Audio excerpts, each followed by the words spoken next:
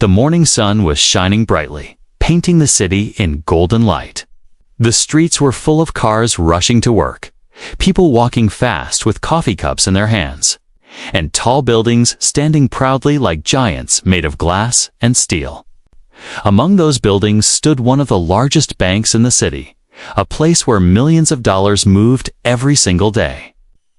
It was a place of power, of business, and of money. Through the glass doors of this bank walked Amara Johnson. She wasn't just another customer walking in to deposit a check or withdraw cash.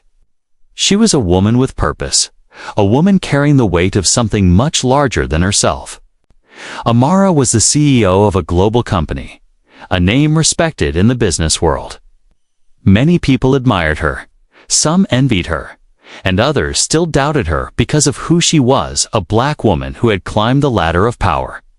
Through determination, brilliance, and unshakable will. On this day, she wasn't coming to the bank for something small. In her purse, in her folder, and in her mind, she carried the final step toward closing a partnership worth $2 billion. This deal had the power to change not only her company's future, but also the lives of thousands of employees and partners connected to it. Every step she took into the bank carried that responsibility, heavy yet steady. Because she had walked through challenges all her life, the bank lobby was busy.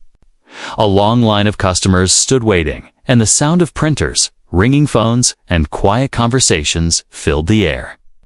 People sat on chairs along the wall, some tapping impatiently on their phones, others glancing at the clock. But when Amara entered, she stood out not because she tried to, but because she carried herself with quiet confidence. Her posture was strong, her clothes neat and professional, and her eyes focused. She looked like someone who knew where she was going and why. As she moved toward the counter, a few people noticed her. Some admired her sharp style. Others gave her a quick glance and then looked away, as if unsure of what to make of her presence. But Amara didn't pay attention to those looks. She had experienced them all her life, the looks that measured her, questioned her, or underestimated her. Today, she had no time for them. Her mind was focused on the meeting she would attend. After this stop at the bank, the deal she was about to sign was more than just numbers on paper. It was years of hard work, late nights, and sacrifices. It was proof that she had taken her company from a small startup idea to a global force in the industry. The bank was only a small step in this journey, just a place where she needed a simple verification done before the final signatures. It should have been nothing more than a formality, something quick, something smooth. But even as she walked, a small voice inside her reminded her of the world she lived in. She had faced barriers before, ones her male colleagues never had to worry about. She had been asked questions that no other CEO was asked. She had been judged first by her skin, then by her gender, and only later by her achievements. That voice was always there, whispering that she had to stay prepared, always ready for the unexpected. She reached the counter where a young teller was sitting. He looked up briefly, then quickly down again at his computer screen. His face was tired, perhaps annoyed, perhaps bored. To him, she seemed like just another customer. But Amara knew better. This interaction, though small, mattered. In the business world, respect and dignity were not optional, they were essential. She placed her ID and documents gently on the counter, her movements calm but precise. Her voice was steady as she spoke. "Good morning. I need this verified, please. It's for a meeting I have later today." There was nothing unusual in her tone, nothing demanding, nothing arrogant. She was simply doing what any professional would do. But in the atmosphere of that bank, in the silence that followed her words, something felt heavy, like the moment before a storm. Behind her, few customers shifted, waiting for their own turn. The teller tapped his keyboard without looking at her, his expression unreadable. Amara stood tall, waiting, reminding herself that patience was also a form of power. She had learned long ago that silence could often say more than words. She adjusted, her purse strap on her shoulder, her eyes scanning the room for a second. A mother with a baby on her lap was filling out forms. An older man in a business suit checked his watch again and again. Life went on in the bank as usual. But Amara knew her life was anything but usual at that moment. Every minute brought her closer to history, closer to sealing a deal that people would remember for decades.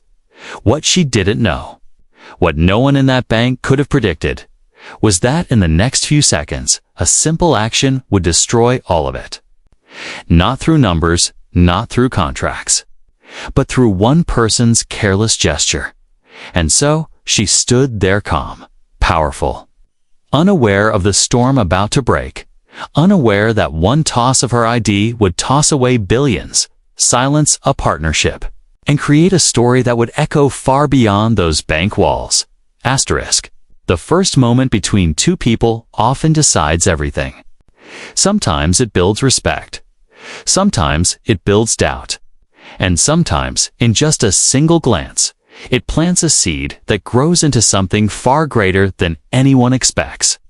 For Amara Johnson, that moment came when she looked up and met the eyes of the bank teller. The teller was young, maybe in his early 20s, with a face that carried no smile, no welcome, only a thin mask of routine.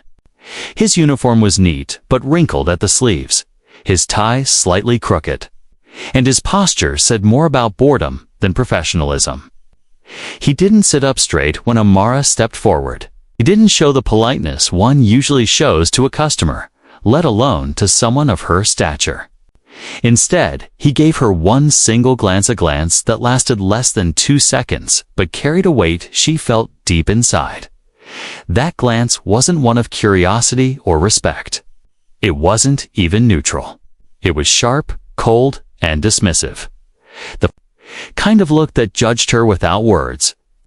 In that tiny flicker of eye contact, Amara saw what he was thinking. You don't belong here. You're not important. You're just another customer in line.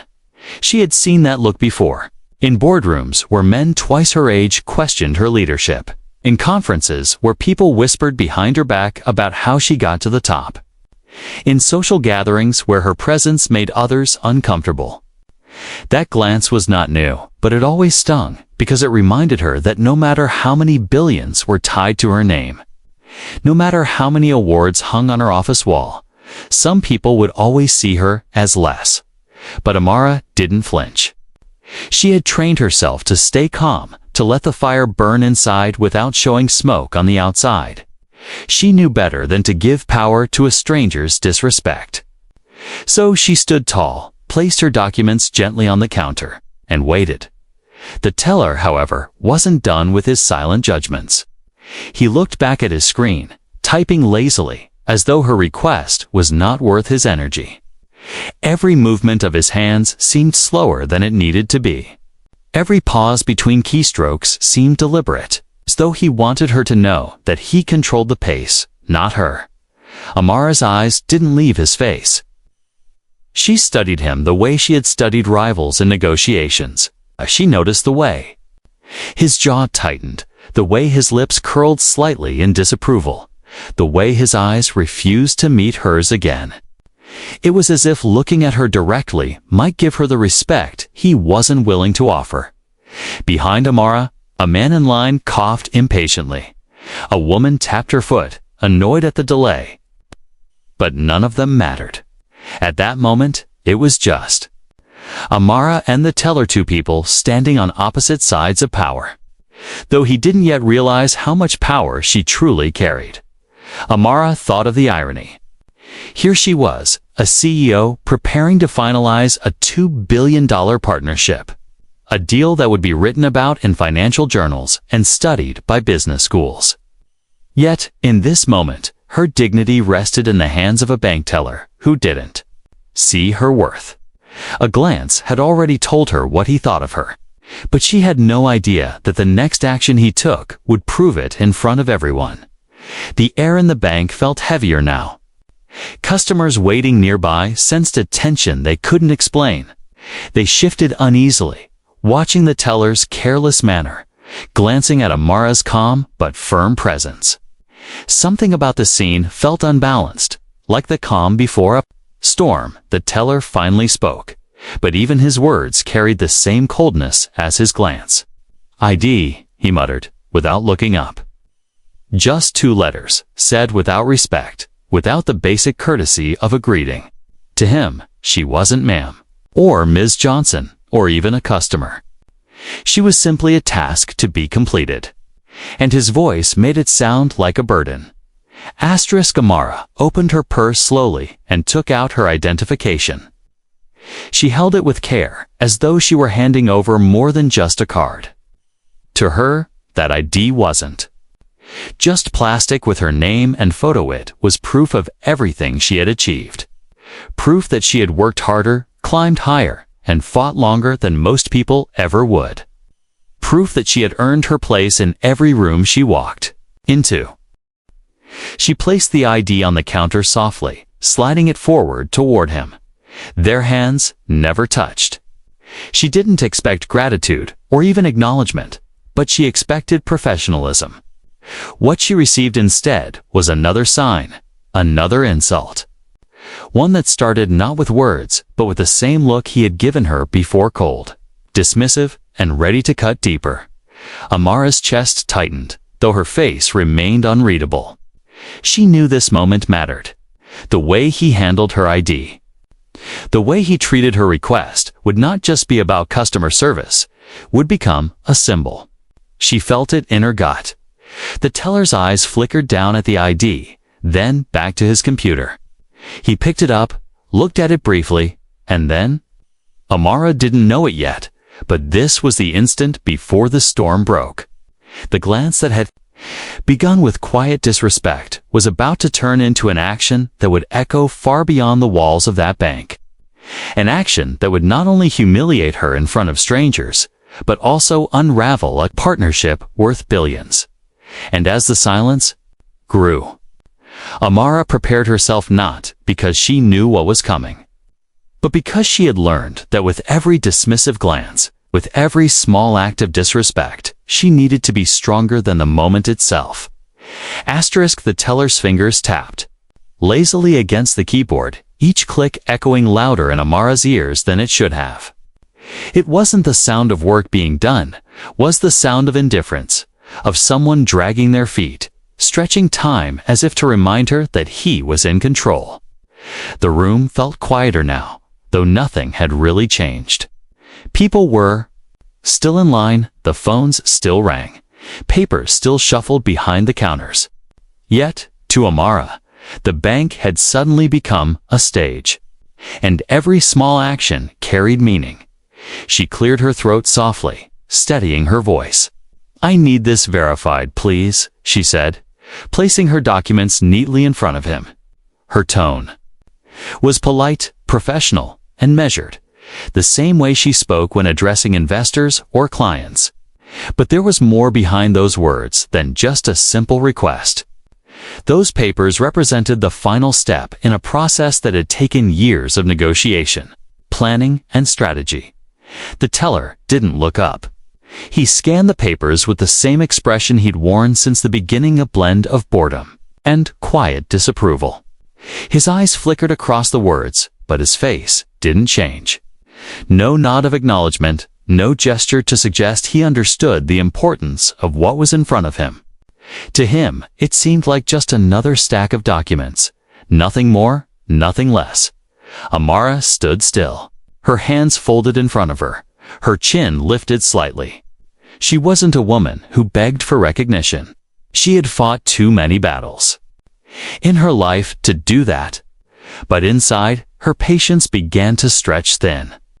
She had walked into boardrooms where the stakes were higher than this, where billions rested on the tone of her voice. She had faced opponents who doubted her simply because of who she was. Each time, she had stood strong. But this moment felt different, not because the challenge was greater, but because it was smaller, almost petty. And sometimes it was the petty insults that cut the deepest.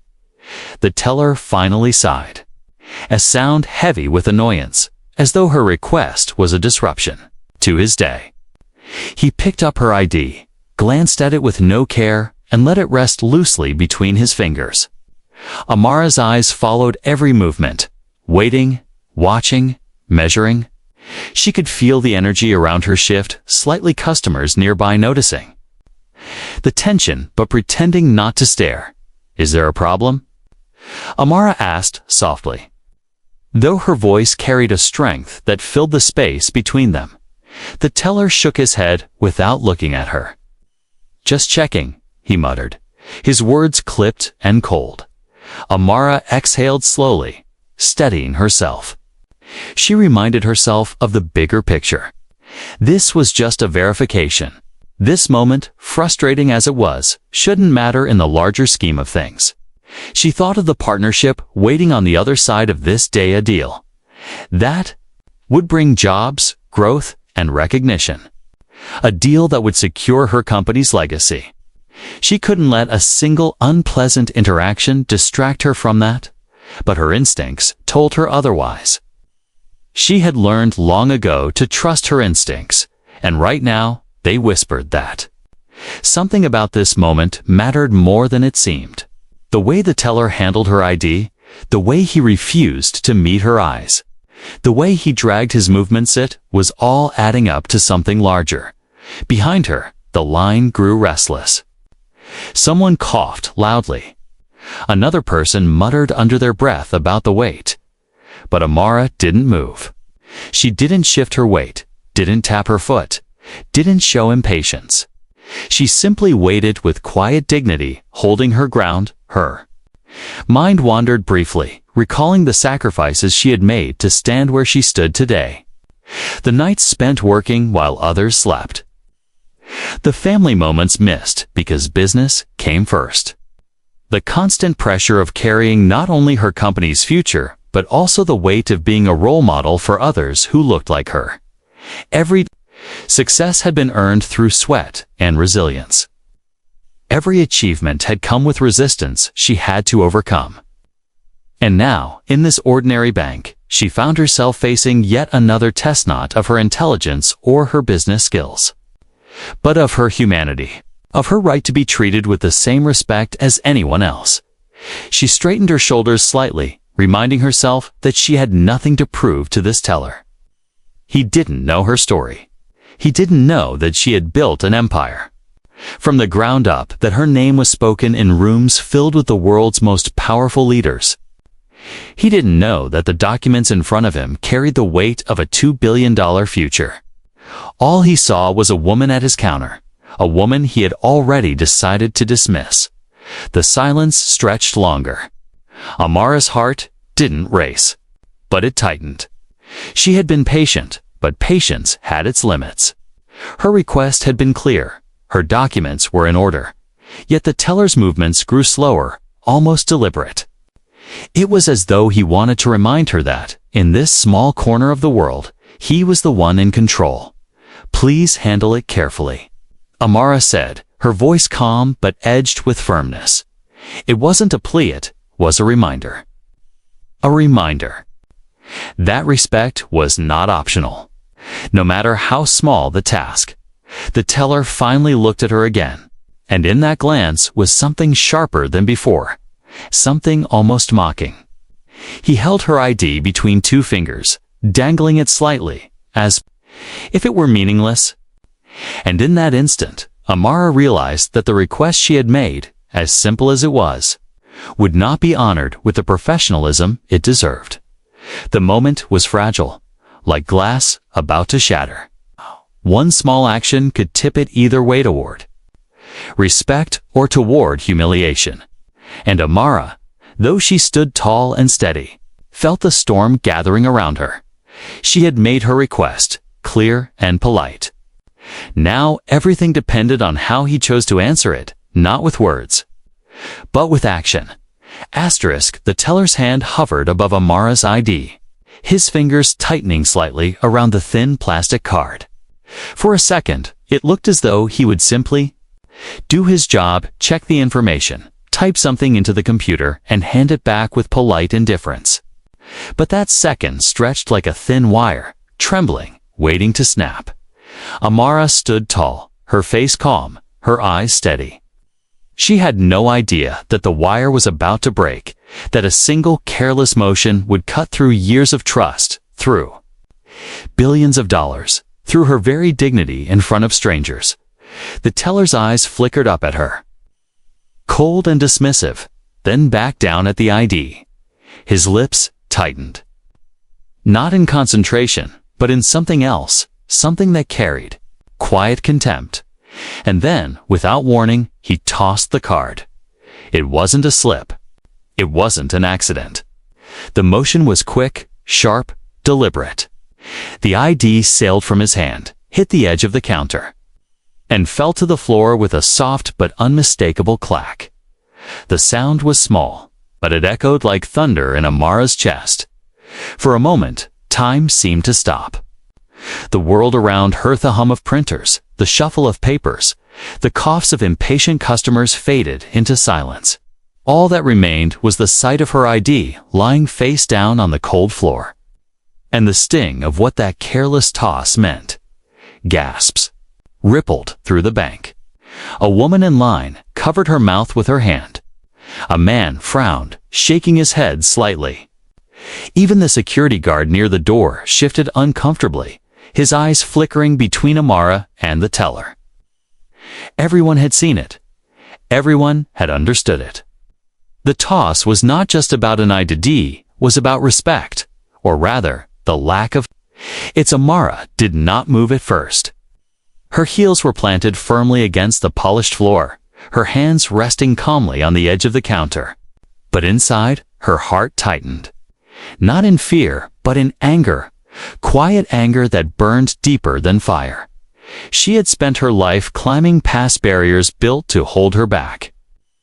She had endured whispers, doubts, and disrespect in boardrooms filled with men who thought her success was luck rather than skill.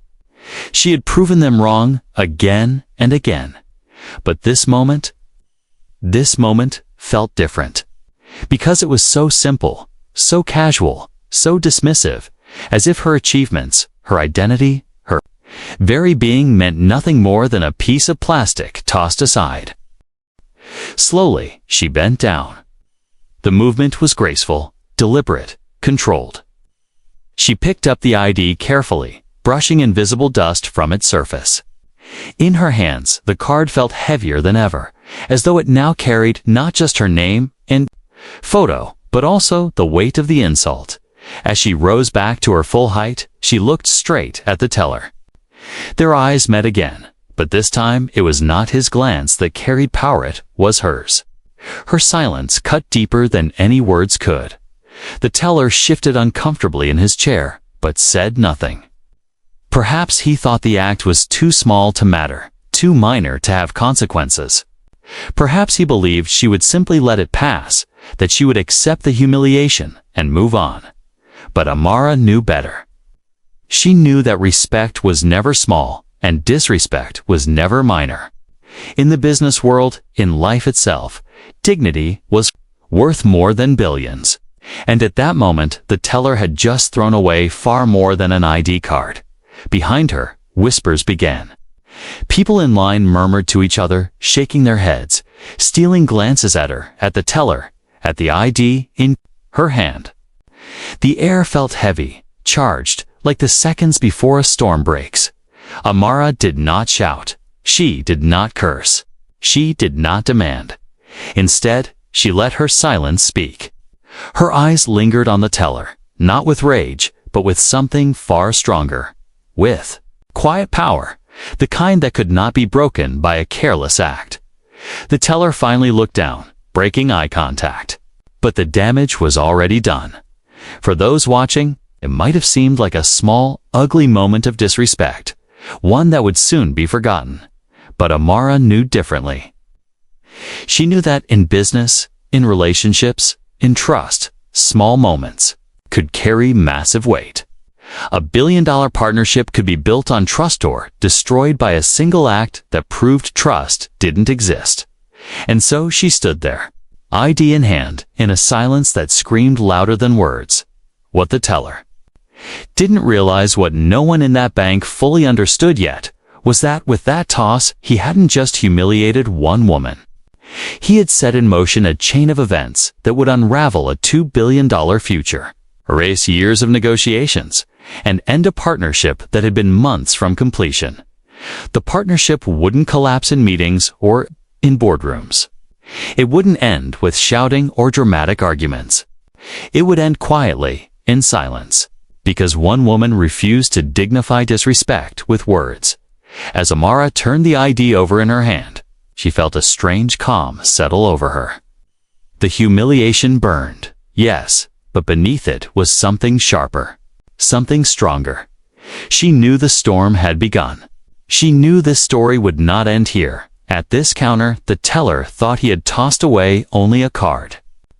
But Amara understood the truth. He had tossed away far more. And as the bank slowly returned to its ordinary rhythm, Amara held her ID tightly, knowing that nothing in her life, for in the billion-dollar deal waiting beyond these walls, would ever be the same.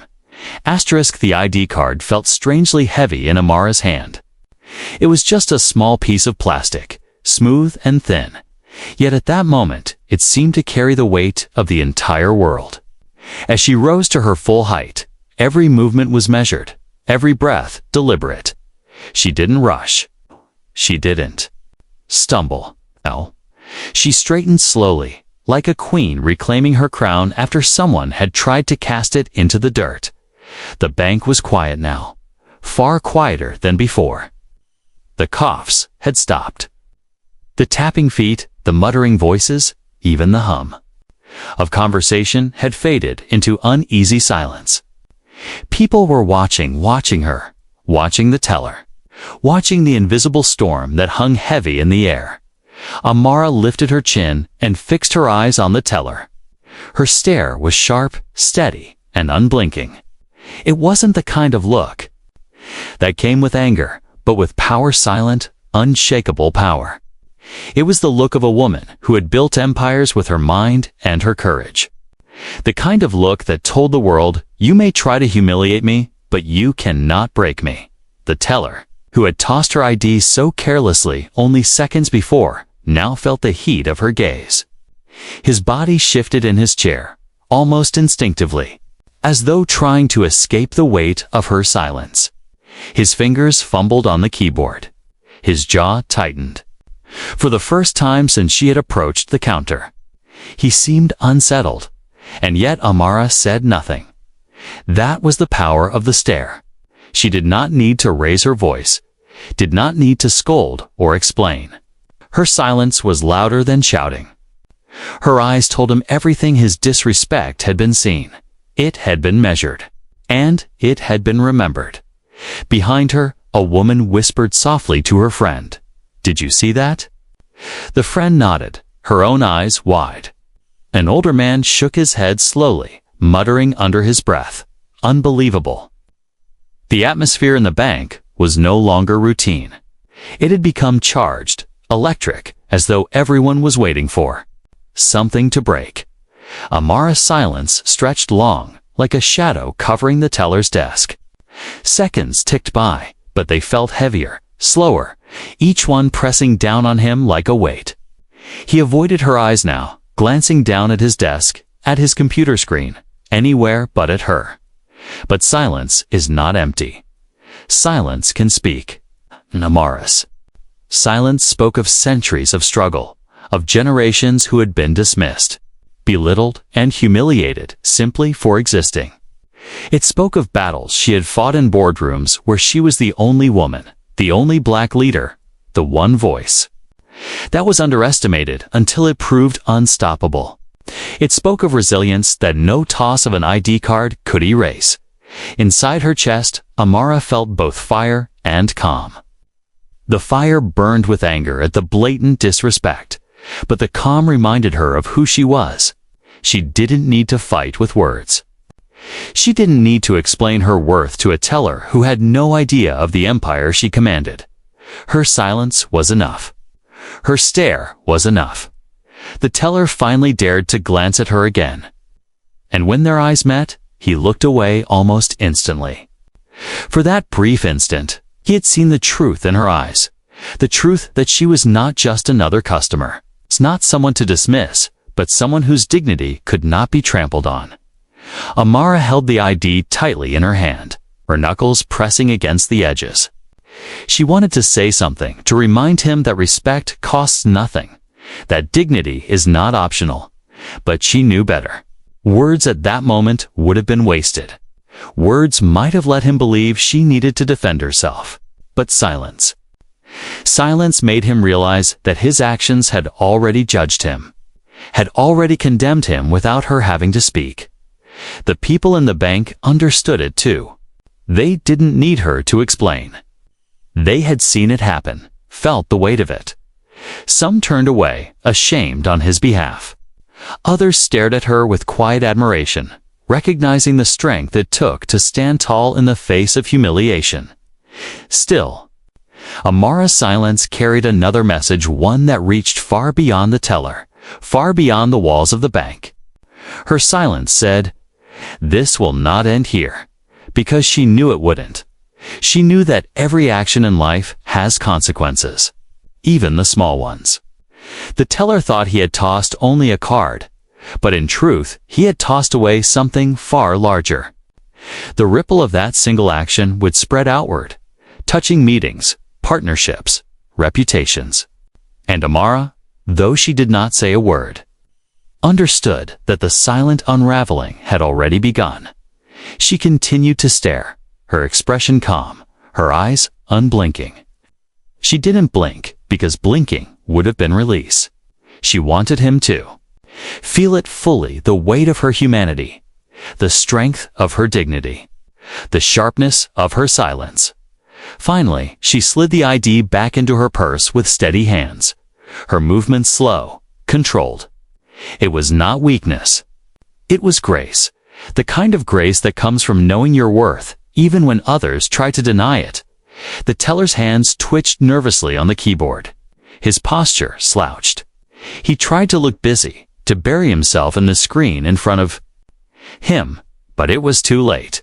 The moment had already been written, and no amount of typing could erase it. Amara adjusted her purse on her shoulder and took a single step back from the counter. The sound of her heels against the marble floor echoed softly in the bank's silence. Still, she didn't speak. She didn't need to. Everyone who had seen it knew what had just happened. Everyone knew who had won that silent battle. It wasn't the teller. It wasn't the bank. It was the woman who had turned humiliation into a statement without saying a word. And as Amara stood there, her silence thick in the air, she knew something the teller didn't. This story wasn't over. The true consequences of his careless toss had only just begun. Word spreads faster than money. What happened inside that bank? The ID tossed, the silence that followed. The power of a stare did not stay trapped within the glass walls and marble. Floors began to move outward, carried by whispers, by witnesses, by the invisible current of human conversation. At first, it was just the people who had stood in line that morning. A mother holding her baby, who later told her husband what she had seen. An older man in a suit, who shook his head all the way back to his office, replaying the scene in his mind. A young woman scrolling her phone, who couldn't resist telling her coworker how shocking it was to watch a CEO treated with such disrespect. Each retelling carried the same disbelief. She wasn't just anyone. She was somebody important. By the afternoon, the story had reached ears it was never meant to reach. A call was made. An email was sent. Quiet message found its way into the boardroom of the company that had been preparing to sign the $2 billion deal with Amara's firm. At first, it sounded unbelievable. A bank teller tossing the ID of a respected CEO. Surely, it was exaggerated. Surely, there was more to the story. But then confirmation came from more than one source. The details aligned. The silence in the bank, the gasp of the crowd, the way Amara had bent down slowly to pick up her card. It wasn't gossip anymore.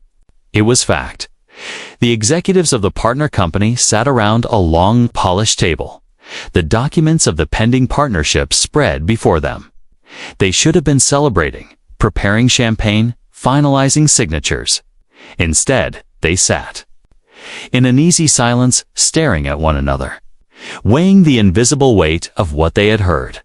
Respect, one of them finally said.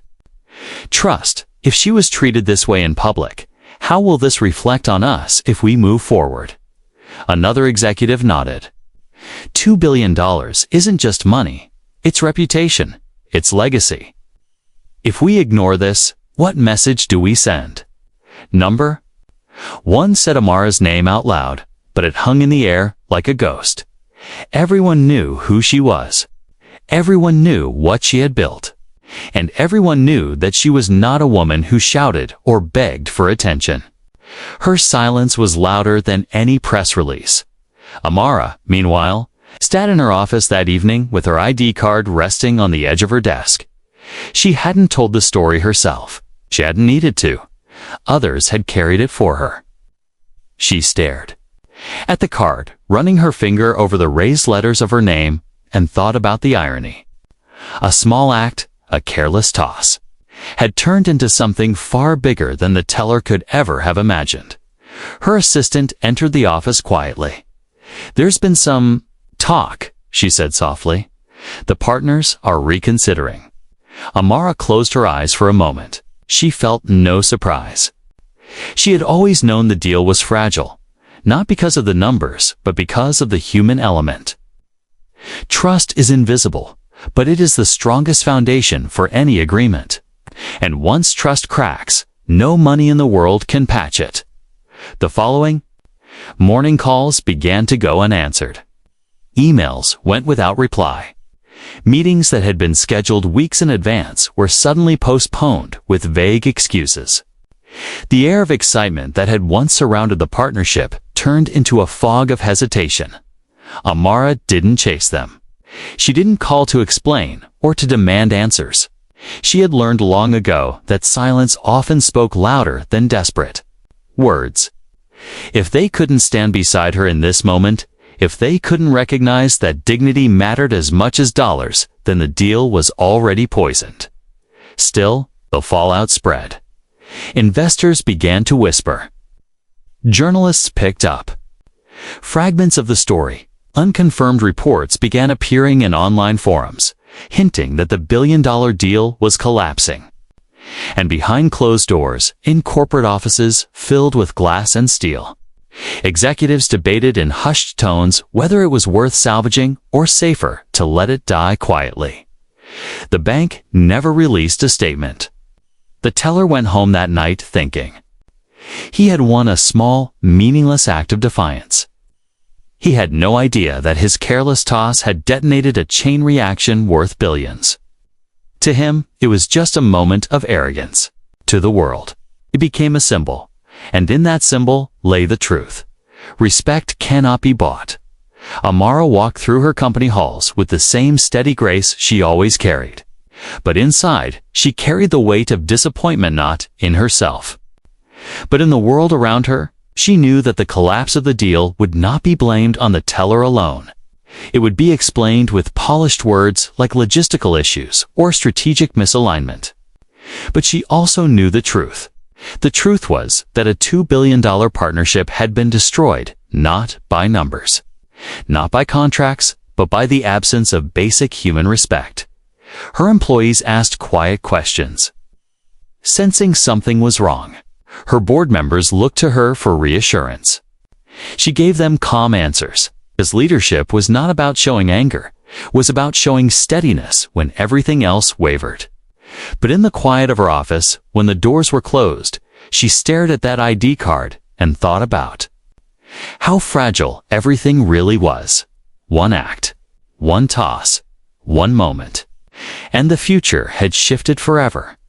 The fallout was not loud. There were no explosions, no dramatic confrontations. Instead, it was quiet. A phone that didn't ring. A meeting that never happened. A signature that never touched paper. It ended not with shouting, but with silence. And sometimes, silence is the loudest sound of all. Asterisk, the world expected noise. They expected statements, angry interviews, perhaps even lawsuits. After all, the collapse of a $2 billion partnership was not a small story. Whispers had already escaped into newsrooms, spilled across investor calls, and slipped through corporate hallways. Everyone was waiting for Amara Johnson to speak, to explain, to defend. But Amara did not speak. She sat in her office, the blinds half open, sunlight falling in thin lines across her desk. Her ID card still rested at the corner, a small reminder of how everything had begun. She looked at it sometimes, but not with anger anymore. Instead, she looked at it as though it were a lesson carved into plastic. She knew the world wanted her words, but she refused to give them what they wanted, because she understood something most people didn't. Silence can carry more weight than 1,000 explanations. Reporters called her company daily. They asked for comments, for clarifications, for even a single sentence that would confirm or deny the rumors. Emails flooded in with subject lines demanding answers. News anchors speculated live on television, saying things like, "Surely the CEO will have to address this soon." Investors whispered that her silence might hurt her company further, but Amara remained still. She attended her meetings. She reviewed her company's projects. She walked the halls with steady confidence. And whenever someone hinted at the deal, at the collapse, at the bank, she answered with the same calm, unshaken response. Nothing to. Many, this was confusing. Why wouldn't she fight back? Why wouldn't she set the record straight? Why wouldn't she expose what had really happened? But Amara knew the truth. Explaining herself would only reduce her power. Shouting about the teller, accusing the bank, blaming the partner company, none of it would restore her dignity. Words might make her look defensive. Silence, on the other hand, made the world lean in closer. Silence forced people to think. Silence forced people to remember. And people did remember. They remembered how she had stood tall in the bank. How she had picked up her ID slowly. How she had stared at the teller without a single word. They remembered how she had not exploded in anger. How she had not begged for decency. How she had carried herself with quiet strength. The image of that moment of her silence spread further than any headline could. Behind closed doors, the executives of the partner company debated endlessly. Some argued that perhaps the deal could still be saved. Others insisted the damage was permanent. But all of them were haunted by her silence. The fact that she had not spoken told them more than words ever could. She no longer trusted them. And without trust, there could be no partnership. In the financial world, silence became the story. Articles appeared with titles like, "Why is Amara Johnson silent?" and "The CEO who spoke without speaking." Analysts on television speculated that her refusal to comment was a strategy, a message, a warning. Some said it was weakness. Others said it was genius. But whatever they said, they kept talking about her. And through it all, Amara remained calm. At night, she sat in her home office with a cup of tea, looking out at the city lights. The skyline glowed with the success she had helped build. Yet, tonight it looked different, quieter, lonelier. She thought about everything she had sacrificed, everything she had endured to stand where she stood. And she thought about how easily one act of disrespect had unraveled. So much. But then she reminded herself, it wasn't about money. It wasn't about contracts. It wasn't even about the deal. It was about dignity. It was about showing the world that her worth could not be debated, that her respect was not negotiable. If silence was the price she had to pay to protect that truth, then silence was what she would give. The world wanted her to speak.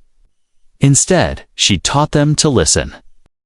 Her employees began to notice it too. At first, they worried that the silence meant weakness, but soon they saw the power in it. They saw how her calm presence steadied the company, how her refusal to panic gave them courage. They saw how her silence itself became a lesson that sometimes leadership is not about shouting orders or rushing to explain, but about standing still when the storm rages. Weeks passed. The partnership dissolved completely. Official statements from the other. Company used vague words, strategic shift, unforeseen complications. But everyone knew the truth, even if no one said it out loud. They knew why the deal had died. They knew the image that had killed it. A CEO, her ID, on the floor. Her silence louder than thunder. And in the end, her silence became a symbol. People began to quote it, to write about it, to use it as an example. Respect costs nothing, they said, but disrespect can cost everything. Her silence became a warning to companies everywhere. Ignore dignity, and you may lose more than you can ever afford. The teller never understood the size of what he had done. To him, it was just a moment, a careless gesture. But to the world, it became proof of how fragile trust really is. Amara closed her office blinds one evening. The city outside fading into night. She held her ID in her hand one last time before slipping it into her wallet where it belonged. It was no longer a reminder of humiliation. It was now a reminder of strength. A reminder that silence, when used wisely, can be the loudest weapon of all. And as she turned off the lights and left her office, she knew something deep in her heart. The story was no longer about a deal. It was about a lesson that would outlast contracts, outlast money, and echo wherever respect and dignity were at stake. Her silence had ended the partnership. But her silence had also spoken to the world. The deal was gone. The numbers that once filled reports and presentations, $2 billion. Thousands of jobs, years of planning were erased with the stroke of silence. Contracts that had been nearly ready for signatures now sat abandoned in drawers. Meetings that once buzzed with excitement had dissolved into awkward pauses and canceled invitations. The partnership that promised to shape industries was nothing more than a ghost. A shadow of what could have been, but for Amara Johnson, the loss of money was not the true ending. It was the lesson behind it that mattered most. In the quiet of her office, long after the news had settled, Amara often thought about that moment in the bank. She could still see it clearly, the teller's dismissive glance, the careless toss. The sound of her ID hitting the floor. It replayed in her mind, not as pain, but as clarity. That moment had revealed something powerful. Something most people never stop to consider. Respect is more valuable than wealth, and without it, wealth means nothing. Her company survived. It didn't collapse without the partnership. In fact, something unexpected began to happen. While the world gossiped about the lost billions, others began to see her differently. Investors who once doubted her strength now admired her resilience. Young entrepreneurs looked to her as proof that dignity mattered more than desperation. Her employees stood taller, proud to work for a leader who would not compromise her self-respect for profit. And slowly, her silence became a story. Articles appeared in magazines not just about the failed deal, but about the symbolism behind it. Writers described the image of a black woman CEO picking up her ID with dignity, choosing silence over anger, and allowing respect to become the true battlefield.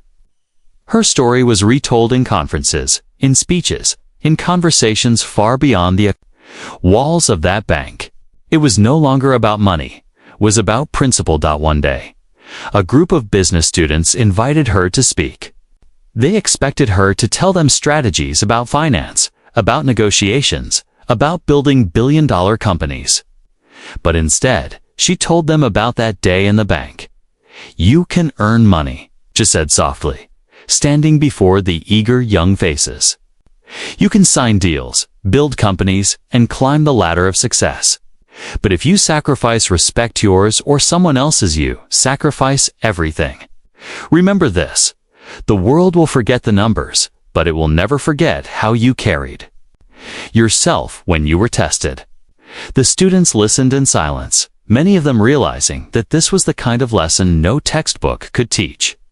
Meanwhile, in corporate circles, executives whispered her name differently now. Not with doubt, not with envy, but with caution and admiration. They knew that partnering with Amara meant more than profit. It meant aligning with a leader who valued dignity above dollars. And for some, that was intimidating.